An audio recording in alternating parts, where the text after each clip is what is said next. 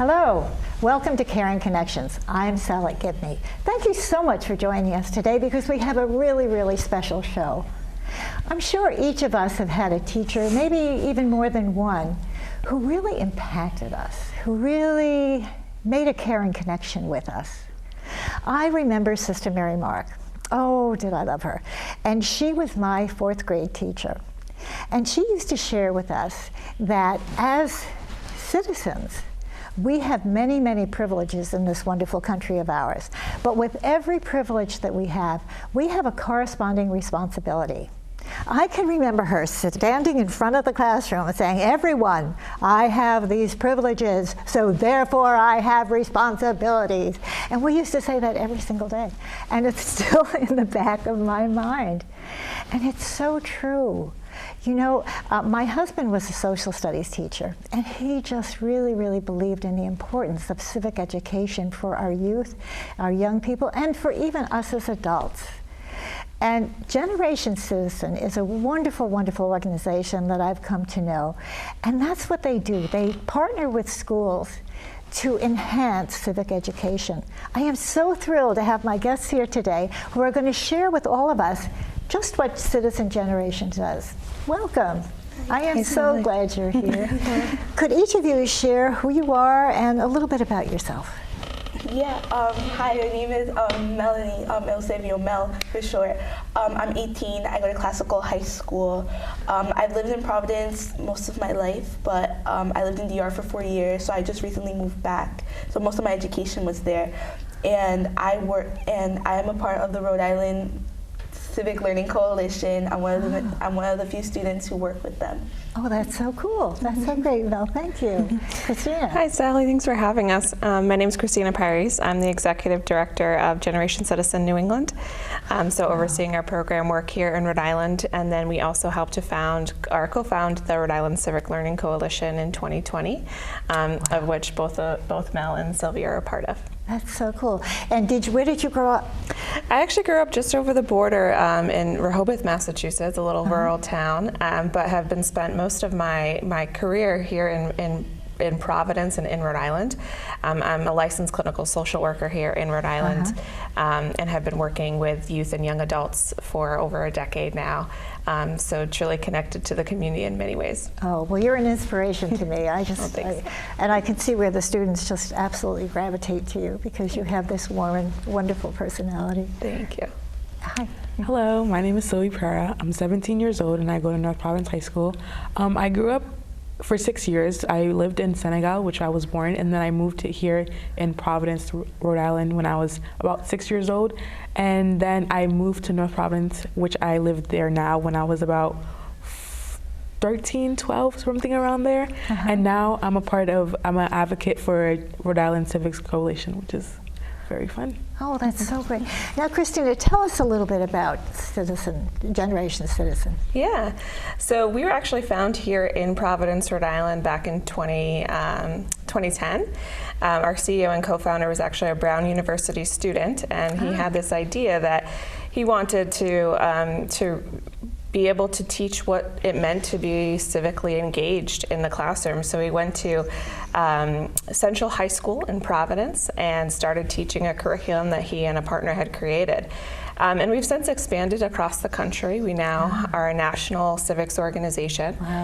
We have sites in every region from California to Oklahoma, Texas, New York, Pennsylvania, Massachusetts, Rhode Island, and we're serving about 30,000 students a year. And here in Rhode Island, we're specifically working in some of our highest need communities, which we know have the least access to quality civics education when we look at the data. So we're working with about 6,000 students this year to provide them a hands-on civic experience. One of the challenges right now with civics education is that, one, it doesn't exist very much at all in schools. It's true, yeah. Oftentimes it's like in a very rote historical perspective where it might be a chapter in your textbook that you read about how to be civically engaged. And we know that best practice is when students have the opportunities to do hands-on learning. So just like students take science labs, we believe that young people need to take civics labs. Absolutely. They need to be able to practice their civic skills because this is something that you learn over time. And so we work with teachers all across Rhode Island to train them, provide them professional development and coaching, and provide them a hands-on civic learning experience. And so in the classroom, our young people are identifying community issues that they really care about. They're going through a process of deep community engaged research where they're interviewing folks and having surveys of their classmates and really trying to understand some of the root causes of why community issues exist and some of the systemic natures that have sort of perpetuated those issues over time. And then they develop a policy goal. And in those policy goals, they're really thinking about how can they address something through the systems that already exist. Right. And then they take civic action. You're empowering them, actually. Yeah. I mean, because really, I think that's the really important thing. I think as young people, and I'm an old Grammy, so, but I think it must be frustrating, not, seeing things that you wish were different, but not knowing how to go about doing something about it. And that's what Generation Citizen is helping to do. Yeah.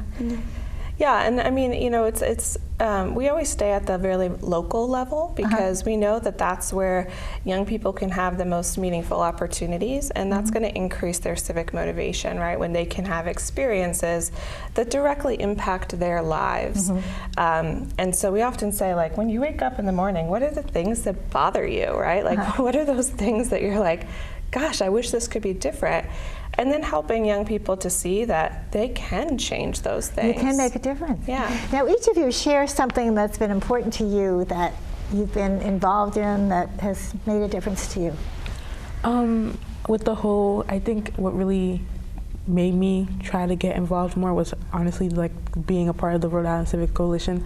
Recently this year I started my own podcast and blog, which I'm still getting started, still in the works, but I'm just very excited to kind of just like, even if I'm like not doing something actively, just getting the word out, like that's something I think it's very important, just letting people know about these certain things that are happening, because I find very frustrating how people my age don't know what's going on in the world, or like they kind of like make themselves shelter like about kind of not knowing, like trying to be like, like ignorance is bliss type of thing. They're like, in their own little yeah, bubble. their own like. And I think that, we're all guilty of that. Yeah, not just the in youth. some way. I think I think, and that's something I find very frustrating because I try to have these conversations with my peers, like, oh, what did you see? What's happening in like in around the world, or what did you see what's happening down the street or something, but they won't know because like they seek to like kind of shelter themselves from those type of things. And I feel like that's like where the root of it is, like that's where problems kind of start, because if you don't know what's happening, you won't know what to do, or you won't start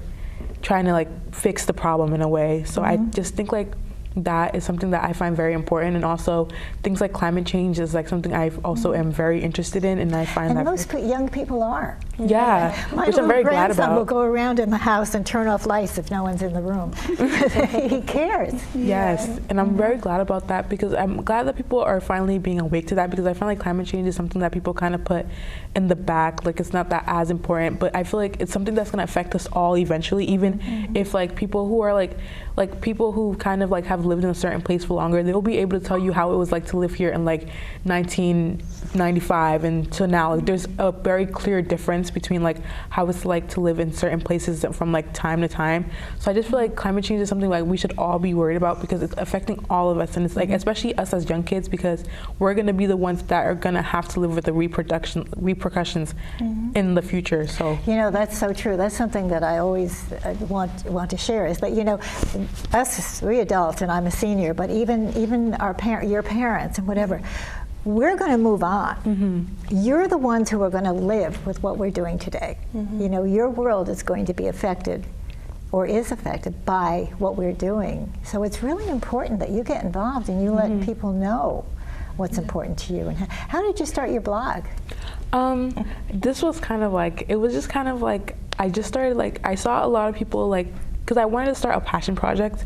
So I saw a lot of people like say like, oh, start a blog, but I was just kind of like, how do you start a blog? So I decided to just like open up an Instagram page where it's like empty. So I just started a whole new Instagram page, and then I just like make like post about certain things. Like my last, like I haven't posted anything yet because I'm kind of iffy But about you're it. gonna do it. Yeah, but I'm gonna do it. And then for my podcast, it was kind of easier to start my podcast than my blog, to be honest, because it's just like my podcast is based off of my blog. So whatever I talk about on my blog, I'm gonna talk about it on my podcast. We'll have to talk about this later because I'd like to do that. Now, Sylvie, share with us something about you. How, like just like Mel just shared. Yeah, so growing up in DR, like most of my important education, like middle school and like my early years of high school, I went to this Catholic school because all the schools in Dominican Republic are Catholic.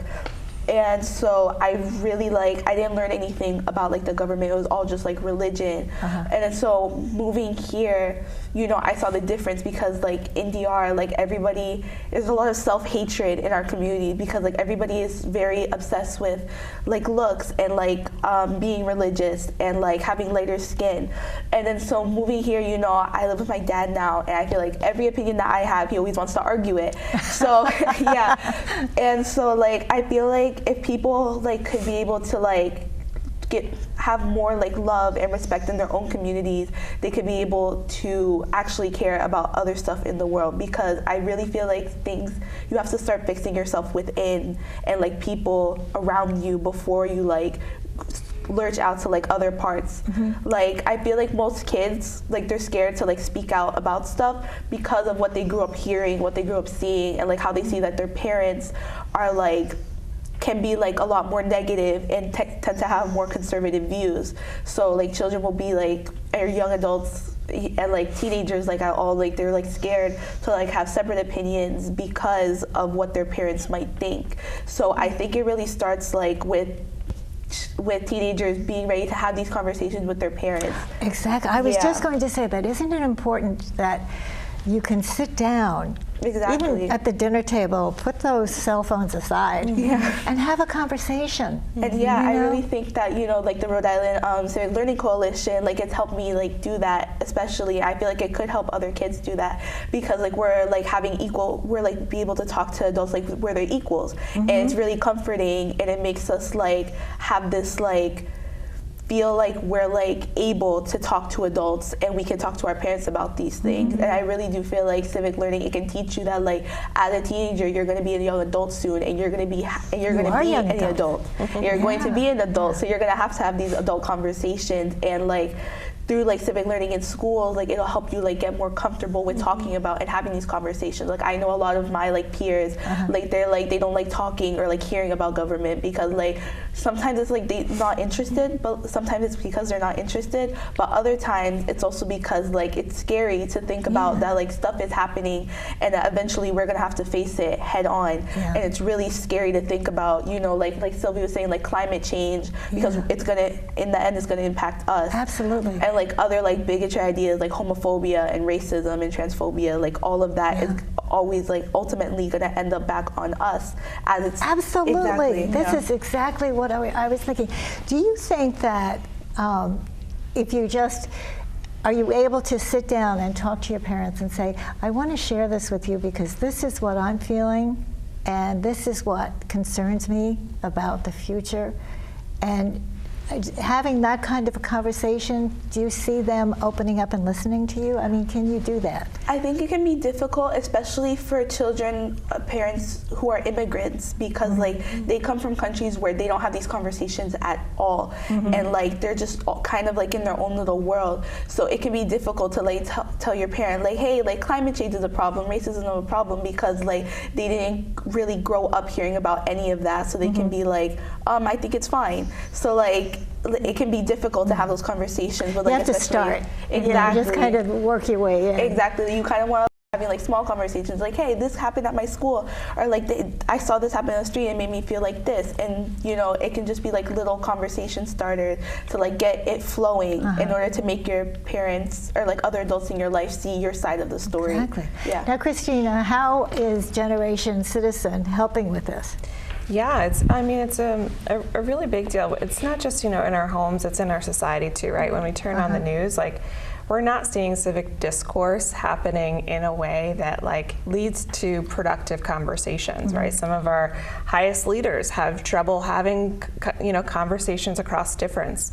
And so we really believe that school systems are incubators of helping to prepare young people to do just that, right? It's sort of our responsibility to ensure that our youngest generations can have these types of conversations that can lead to productive, democratic conversations in the future. And so we work really closely with our teachers to train them in how to have courageous conversations in the classroom. It's not just our young people and our parents that are scared of having these conversations, it's our teachers. The world has become very polarized, but civics is not a partisan issue. And we need to look at the skills that we're helping to develop young people in the classroom as being skills that every person needs to learn, right? We need to be able to disagree and come to a place of commonality. Common ground. Yep. There's so much more common ground than we realize, and I think that's exactly where we need to come. Yeah. And so, it takes a lot of work, but we do find when we, sort of survey our students at the end of the year, over 80% of them are saying that they want to hear other people's opinions on issues that matter. And our young people are talking about really challenging issues. And if they're not able to do that in the classroom, they're going to be finding spaces outside of the classroom, right? Yeah, absolutely. Like TikTok, people always post about stuff going on. I feel like it's a lot more young people posting about wars going on or climate change or other issues happening in our community. Yeah. And so making sure that in the classroom they can have those safe spaces to have these conversations is really important. And then helping you want to see prepare that them. the information is accurate. Yeah. Isn't that something that there are concerns about? So many concerns that you're getting different points of view, but you don't really know, how do you find what's accurate? I mean, media literacy is definitely something that's missing in our school systems as well, and it's so important right now, right?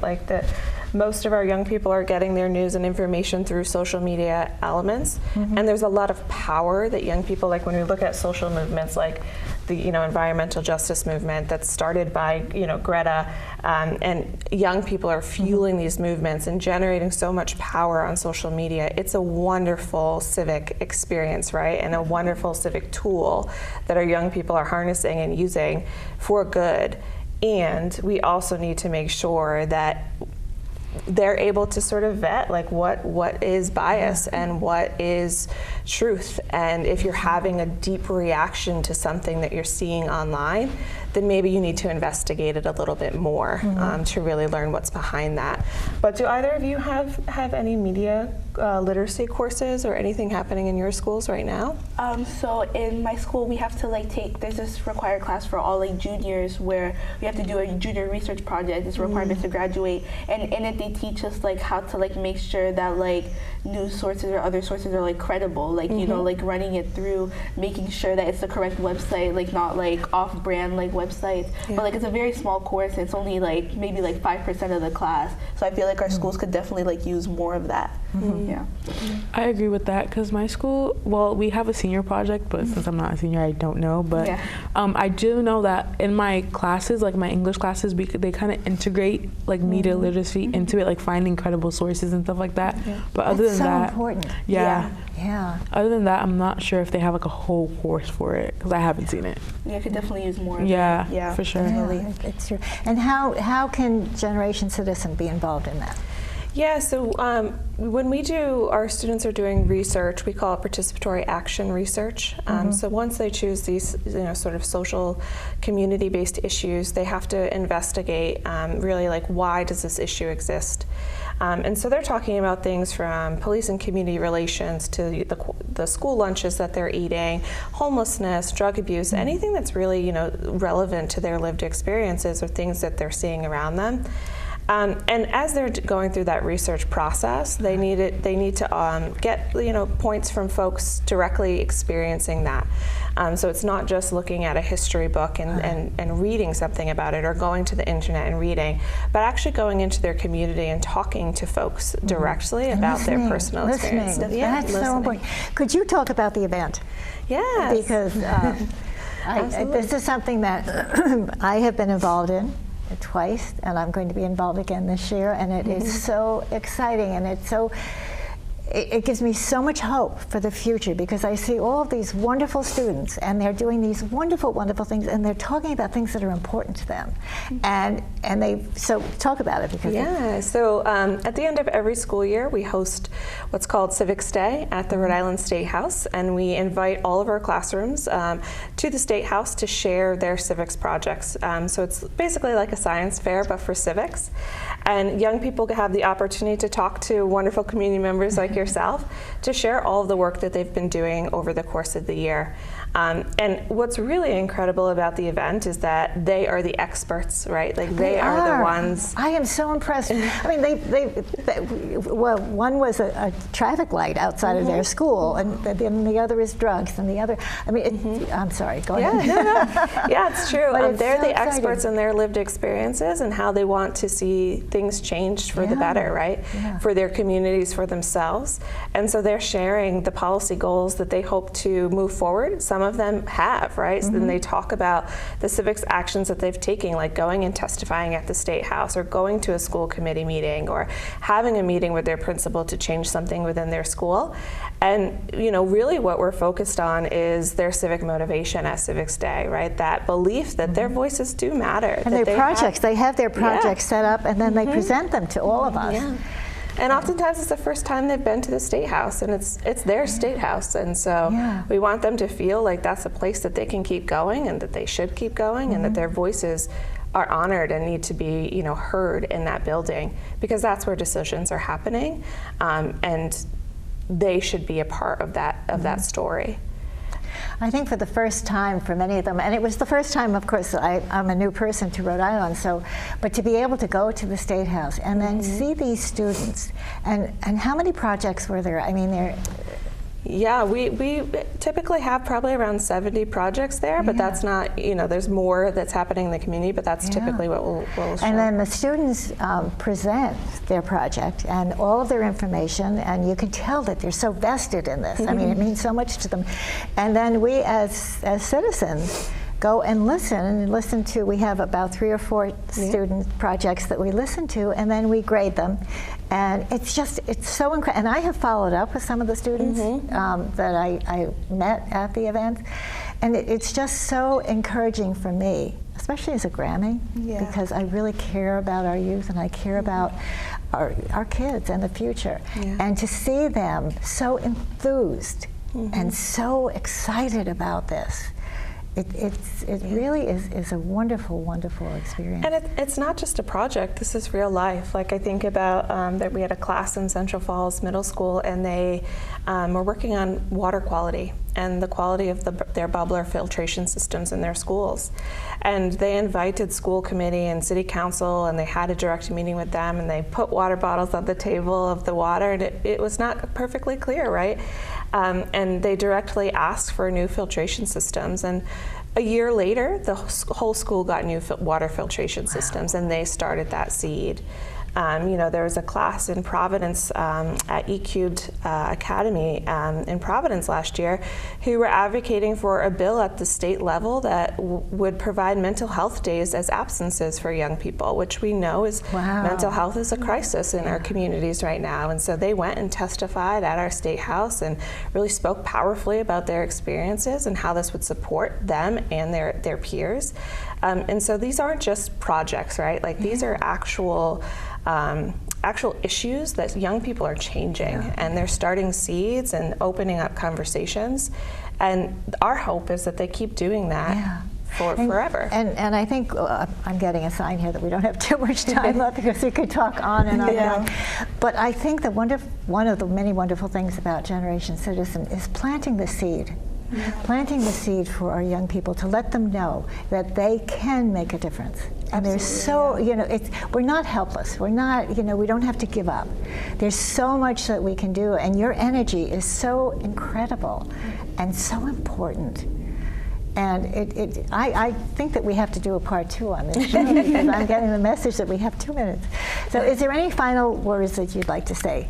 I love, Mel and Sylvia, if you guys want to talk a little bit about the advocacy work that you're doing. I think there is just say that there is the advocacy program, and how can people learn about that? Yeah, so the Rhode Island Civic Learning Coalition, you can find us online, but that's the work that Mel and Sylvia are doing, and they're working to create structures and a culture that is supportive of civic learning from the state level. So we helped pass civic bills, and now we're looking for funding so that teachers and schools can be equipped to do this work with young people going forward. Good afternoon, Civics Day! My favorite part about Civics Day is pretty much like coming to the State House and seeing really like everybody's ideas and what they want to change in their communities.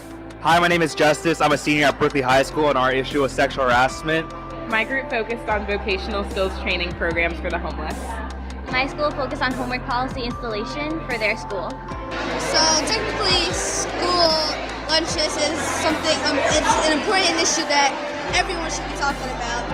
Our Generation Citizen project this year was working to save the Berkeley Emergency Storm Shelter, which is typically a temporary shelter that's open in Berkeley and houses about 90 homeless people on any given night. Hi, my name is Gabriel, and our project is, as you can see, reducing gun violence. My name is Safa Rashid, and I'm in the 8th grade. My name is Angelino, and I'm in 8th grade. I attend the School of Urban Assembly for Wildlife Conservation, and we think our voice matters. My name is Justice Thomas, and I go to OBJ High School, and I'm a senior, and I believe youth voice matters because we're the next generation. I think my voice matters because I want to bring awareness to people who don't know problems in their community. What happened in Florida, the school shooting, it took only a few kids to change the biggest debate in the United States.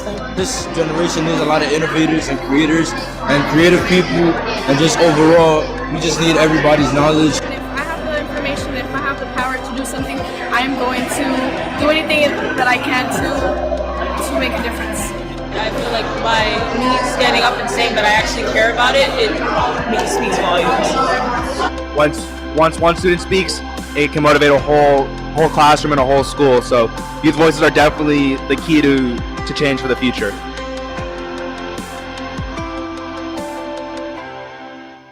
I am definitely getting the word here.